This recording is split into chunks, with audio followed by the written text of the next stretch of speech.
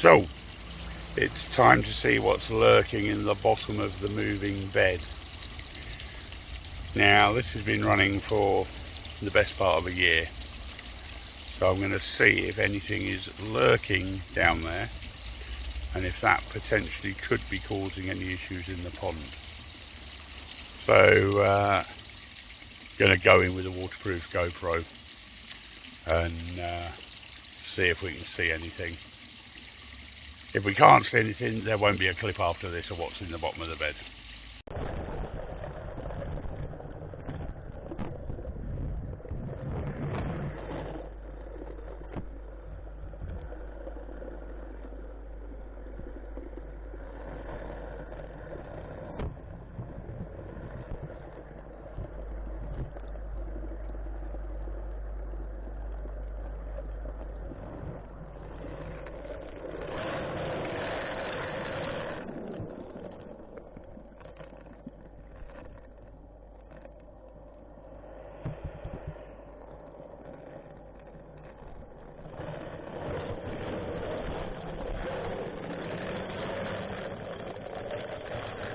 So as you can see, there was a little bit in the bottom of that. I've just noticed there's a bag of activated carbon in the bottom of that filter box. Now, I had put activated carbon in filter bags in the box, but I thought I'd remove them all. So that won't be helping any medications in the pond, that's for certain. So I think I'm going to have to strip that moving bed out, get all the media out of it, and have a good fish around at the bottom. Get everything out, because it looks like there's some air stones that have come off. We'll get those out. We'll get all the air stones repositioned and the media back in, and we'll get that bag of carbon out of there. Because carbon and most medications, the carbon will seriously inhibit the effect of medication. I didn't realise that was in there. So that will be coming out on the point of medication. Yes, I FMG'd the pond today. So we noticed a bit of fin rot and mouth rot yesterday. So I've decided to give the pond a dose of FMG this morning. So everybody's looking a bit blue. So hopefully we'll clear that up. And the fishes will start to feel a little bit better.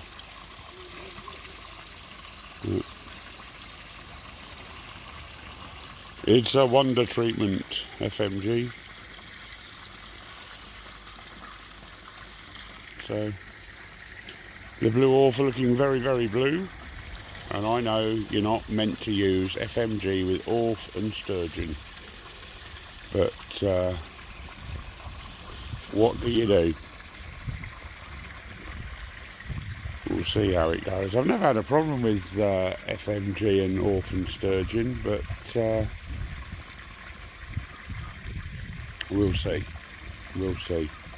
Just keep an eye on everything, make sure there's plenty of oxygen, and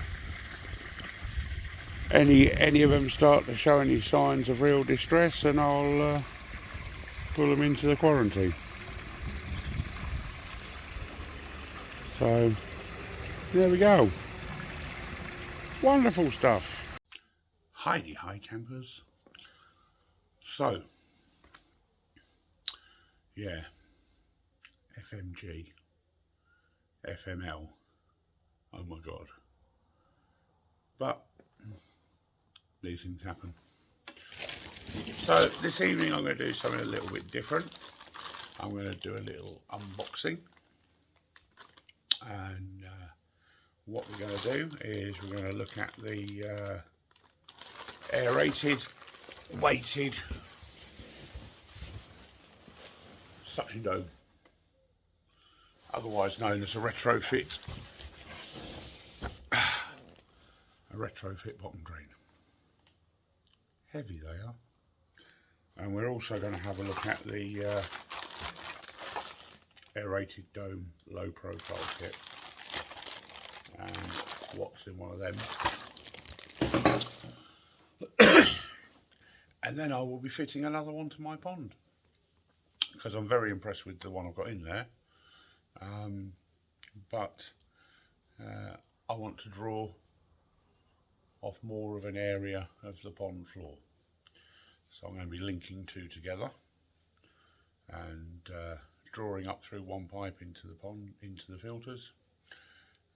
So instead of just sucking through one dome, I'll be sucking through two, which hopefully will work. We'll give it a go and see. We'll see if we get enough flow rates through it, and if I don't, then I may have to rethink and put a second pump on. And if I have to put a second pump on, that means major changes to the filters. I'll either be having to put a load more returns in or upping the returns to 3 or 4 inch. But we'll see what happens. We'll give it a go through the one feed. All that can happen is it stops the draw, slows the draw down through the existing bottom frame. I don't think it will. You can draw a lot of water through a 2-inch pipe. More than a lot of people think. And I'll probably be having a little discussion on that actually, as to why most people don't actually need a 4-inch bottom drain. Shock horror, more controversy.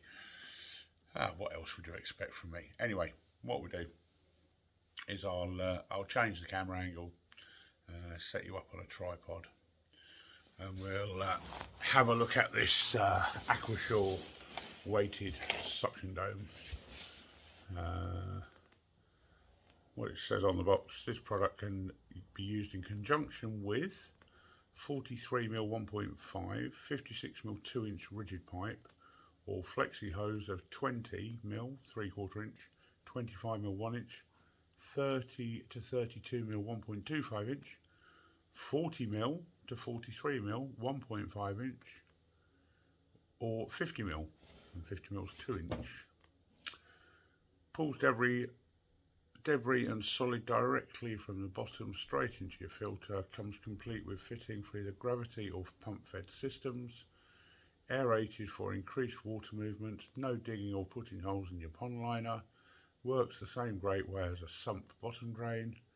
Supplied with approximately 10 meters of airline. Wonderful. And it's manufactured in the UK, which is always nice. So yeah, we'll have an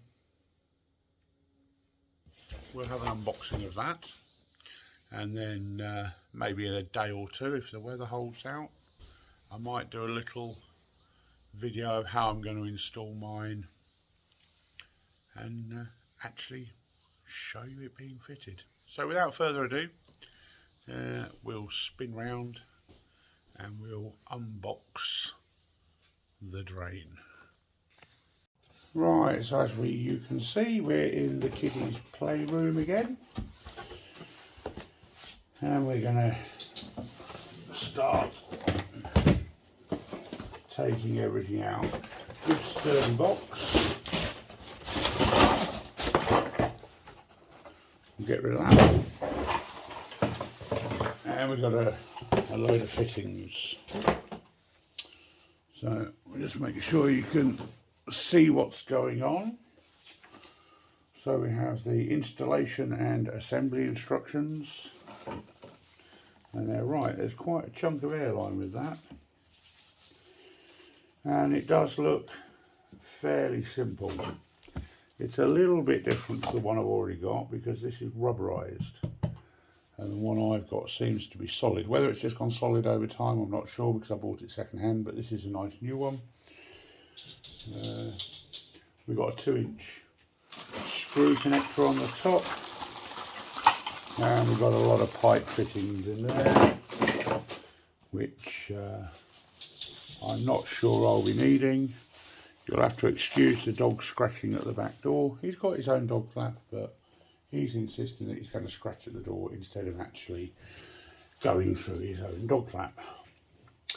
So, actually, I'm going to just pause you a second. I'm going to go and let him in because that's annoying me. There we go, back again. So we've got bag of fittings, a 2-inch T-joiner, equal T. We've got a 2-inch spinner, which is this part here that will twist onto there. A threaded nut. Let's open it. Let's get it out and see what we've got. We've got an end cap with a 2-inch T, a 2-inch spinner, which is what will spin onto there.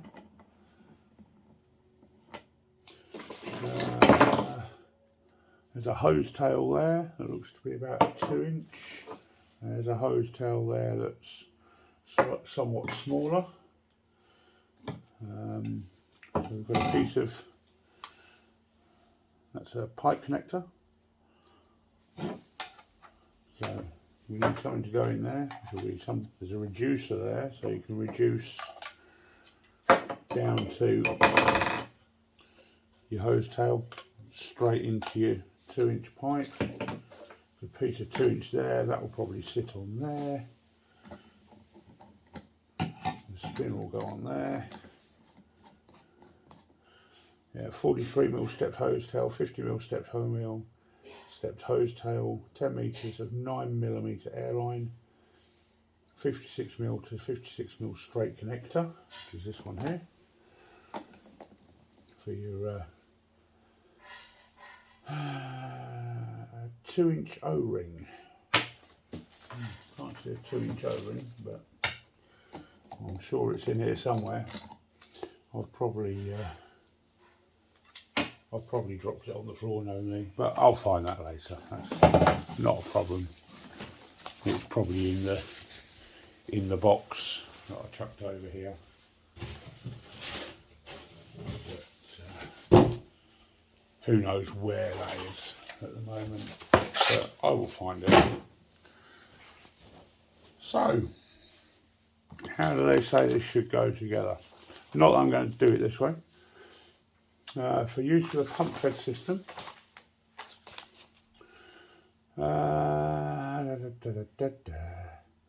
you'll need the T-joiner, the blank end cap and pipe spigot, the spinner, the stepped hose tail of whichever size you want, and the reducing bush. Assemble parts are shown in image 1. Always use non-toxic adhesive. Once assembled, simply screw the spinner onto the threaded spigot located in the centre of the dome. Depending on what size hose tail is used, will determine the size of the reducing bush. So, image 1. So we've got the spinner, and the spinner comes directly off onto the T. The end cap on there, and then your hose tail, whichever size hose tail. Fairly simple. That's on pump fed, so your pump will be between this and the filter box. Gravity fed. To correctly assemble this product, you will need a 2-inch pipe. Pipe B can be fitted at any height as long as this is below the water level. So you're looking at image 1, image 2. You see that there?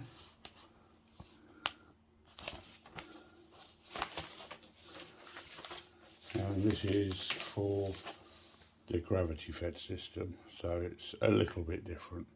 So they give you plenty of fittings and fixtures for gravity feed and pump fed. Mine is pump fed. So this says filling your weighted dome. So you have a filling hole, but you don't actually have that on here because it's already filled. Because it's got the rubber membrane, they don't give you the filling hole, it's pre-filled. So it's a little bit heavy. Now what I'm going to do is I'm not going to use any of these fittings here, because I'm going to use one of these, which is the low profile feed kit, which you can see there. And it is basically a bag of fittings that will allow you to give that effect. Now, I hadn't realised, because I hadn't opened the box, that there was a nice equal T in there. And I've gone and bought an equal T. Well, it's not an equal T actually, it's a swept T. So an equal T will work even better. So I'm actually going to change the T, this one, on the end of the pipe here, because I'll bring you over. Here's one I prepared earlier. Excuse the kids' toys everywhere, not tidied up yet. But the dome fits on there, and then it comes down at ground level and comes across to a T. Now that T will have another one of these going off the other way to the other dome, and then the draw pipe to the pump off this part here. So the other dome will go that way, and the draw pipe will come across that way. Okay, so that'll give you an idea. That pipe there is about 1.5 meters, so it'll be 3 meters between the two domes. So we'll see what happens. So guys, excuse the dog, slave to a little terrier. Thinks he owns the place, he does. Cheeky little blighter. So yeah, we've got plenty of fittings, plenty to play with. I'm going to end up with a load of fittings left over by the look of things, which is always great. More fittings in the box. What I didn't show you was these, because they have two airline fittings here, and you have a large one which will go onto a much bigger pipe, and then you have a small one that will go onto a 4mm pipe like this. So you can actually hook your airline up to pretty much any kind of air system. So you can basically put the end of your airline onto a little 4-inch and put that onto your tree, you know, your splitter valve, or you can put your airline onto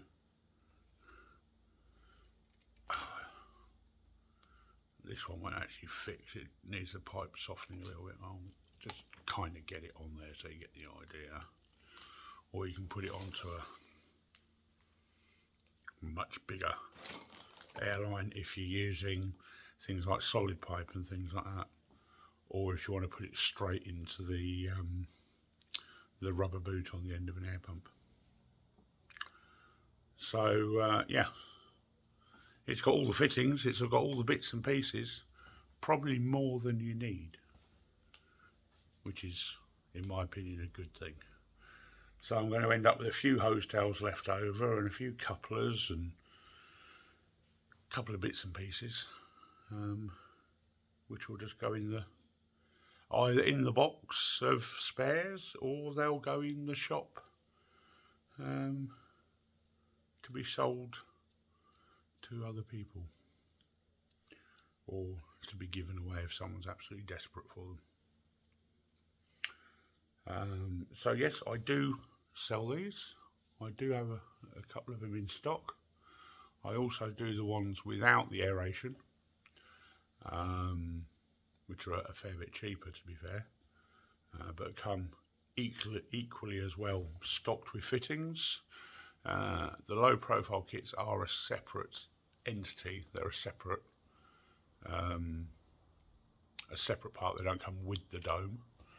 And again, I bought a couple of extra of those when I was putting in an order for my pond, because I knew I was going to use them. But I think those low profile kits are a really good idea. Having run mine for a year with a flexi pipe off the top, it's quite ugly, and as we know, we like to keep nice clear water, and what we don't want to see is a load of pipes floating around inside the pond. So I'm going to be doing a lot of pipe maintenance, because I've got a lot of pipes to tidy up, but what I really wanted to do is get these bottom drains sorted out a bit. I think I should be able to do that now with these. So now that the weather's warming up, I'll be able to get in the pond and have a tinker, but I'll be able to sort all the pipe work out beforehand. So what do you think? Do you think that's going to pull enough through 2 bottom drains on a 2-inch pipe and a 20,000 Very pump? Let me know in the comments. 4-inch airline? Yeah, no, 4mm airline, yes. I'm not re-recording the whole segment. You can have that as a blooper. 4-inch airline, that would be some airline.